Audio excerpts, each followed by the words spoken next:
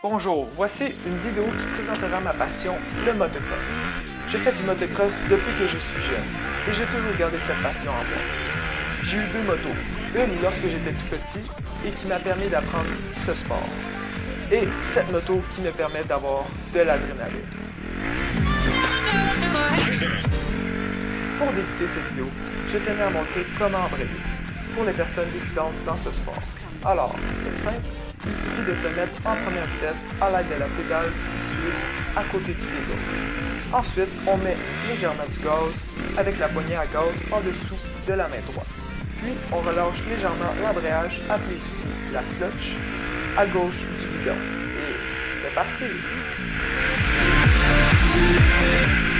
Le motocross est un sport très divertissant et me permet de décrocher. Ce que j'aime de ce sport, ça nous permet d'apprécier la nature, de voir de beaux paysages et, le plus important, d'avoir de l'adrénaline.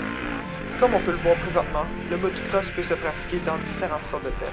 Il faut donc s'adapter très rapidement. Par exemple, je suis sur le sable et c'est beaucoup plus facile que ici.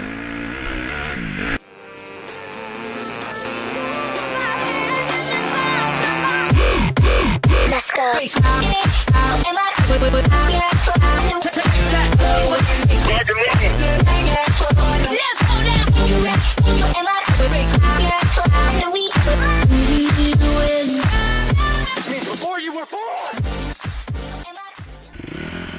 Pour que le motocross soit sécuritaire, il faut bien sûr avoir de l'équipement.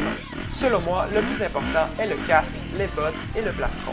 Le casque pour éviter de se cogner la tête lorsqu'on tombe, les bottes pour éviter de se casser les chevilles puisque c'est très fréquent ce genre d'accident dans ce sport, et le plastron pour protéger la poitrine et le dos. Aussi, ces motos classées motocross sont évidemment illégales sur les routes publiques. On peut seulement pratiquer ce sport sur des terrains privés avec l'accord du propriétaire ou sur des pistes de jump pour motocross, aussi appelées une track.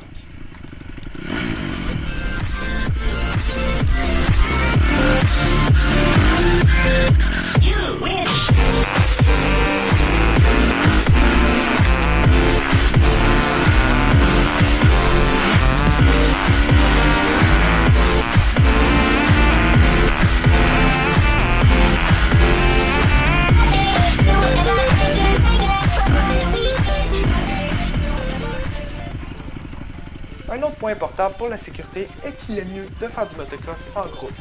C'est très facile de se blesser en motocross puisqu'on va vite et la plupart du temps, il y a des obstacles autour de nous. Mais aussi, un motocross peut briser à n'importe quel moment, donc c'est pratique d'avoir des gens avec nous pour nous aider. En motocross, il y a aussi des petits faits cocasses, comme lorsque notre ami tombe, mais pour une raison innocente.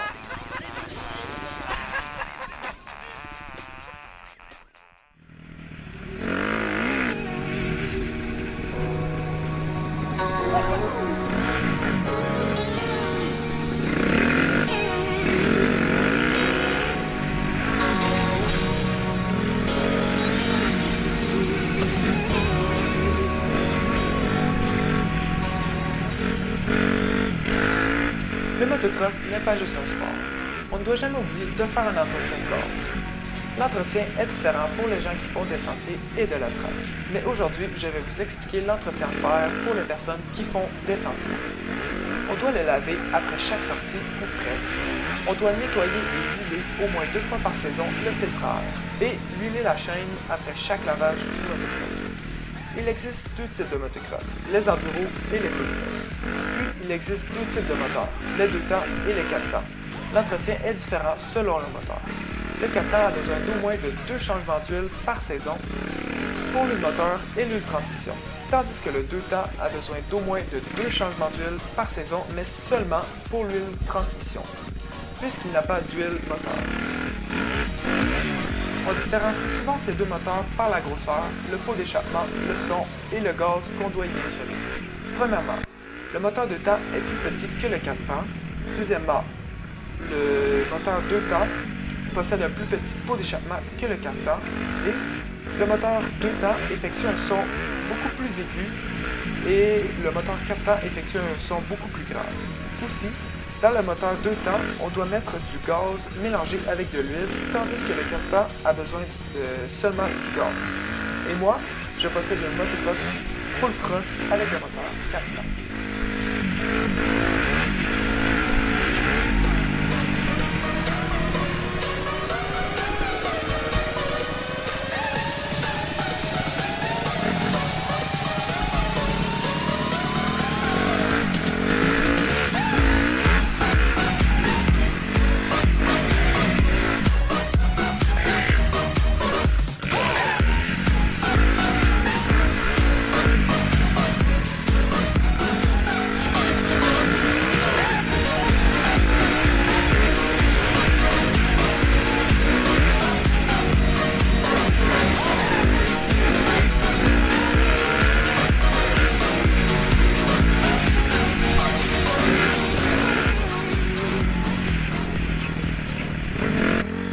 À certains moments, le motocross peut être très demandant, surtout sur les tracks.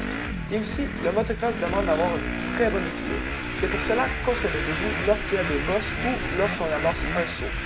Aussi, il faut être très fort physiquement puisqu'on absorbe beaucoup de chocs dans les bras et dans les jambes. Le motocross peut très bien nous surprendre puisque c'est très puissant lorsqu'on l'essaie pour la première fois. C'est pour cela qu'on doit avoir un positionnement pas trop vers l'avant et pas trop vers l'arrière. Il arrive souvent chez les débutants d'être trop vers l'arrière et de partir en roue arrière, aussi appelé wheelie, involontairement.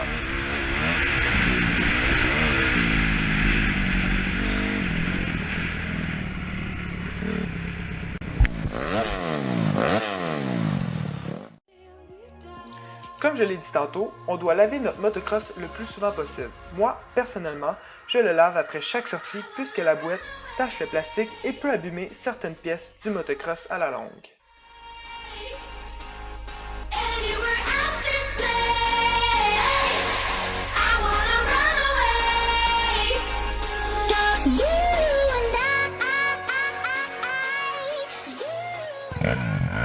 Alors, merci et on se dit à la prochaine.